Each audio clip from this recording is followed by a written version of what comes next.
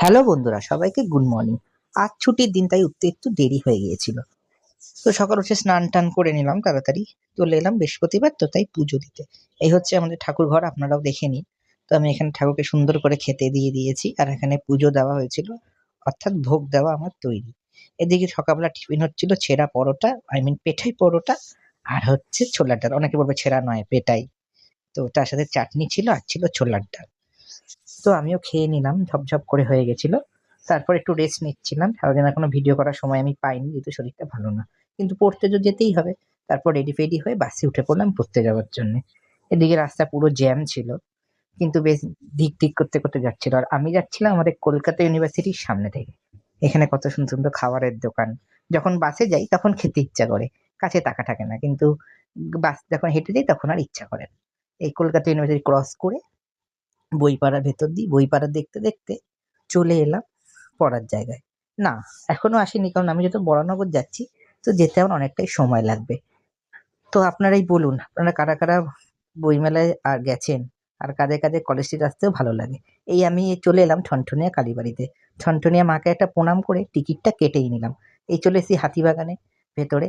পুরো একদম জ্যাম আর জ্যাম, আর বাসটাও ঢিক ঢিক করেই চলছিল। আর এখানে বাজার কলকাতা ক্রস করে আমি এখানে সাজার জিনিসের দোকান দেখতে দেখতে, আর মেয়েদের দরদাম মোটামুটি শোনাই যাচ্ছিল, কারণ তারা তো ঝগড়া করছিল, তাই। তো এসব দেখতে দেখতে আমি রাস্তা যেতে শুরু করলাম। বেশ ভালোই লাগছিল। এখানে সামনে সিটি মার্ট ছিল। ইচ্ছে করছিল ঢুকে কিছু কিনি, কিন্তু বাসন মাজতে তো পারি না, তাই আর কেনা হয়নি। সে যাই হোক, হয়তো ফ্লোর পরিষ্কার করাতো। উত্তরা মার্কেট ক্রস করে আমি চলে এলাম কেএফসির সামনে।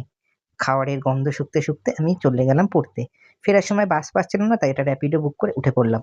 আর র্যাপিডো দাদাকে বললাম, তাড়াতাড়ি চলুন, আমার কিছু সাঙ্গপাঙ্গ আমার জন্য ওয়েট করছে।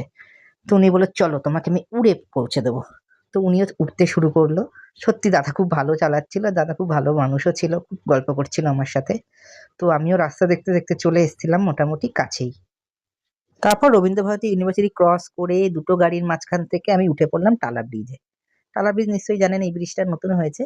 তো আমার তো খুব ভালো লাগে ব্রিজের ওপর দিয়ে যেতে। এই ব্রিজটার মধ্যে আমি অনেকবার হেঁটেও গিয়েছি। তো বেশ ভালো লাগে যেতে, বেশ সুন্দর ঠান্ডা ঠান্ডা হাওয়াও লাগে।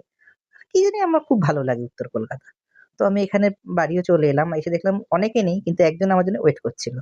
তো ওকে ভাবলাম, বল কিছু খাবি, না তুই চলে যাবি? তাই বললো, না খাবো, মানে ঘো ঘো করে। তো ওকে আমি অনেকগুলো বিস্কুট দিয়ে দিলাম। ও আমার হাতে রোজই বিস্কুট খায় আর আমার পেছনেই ঘোরে।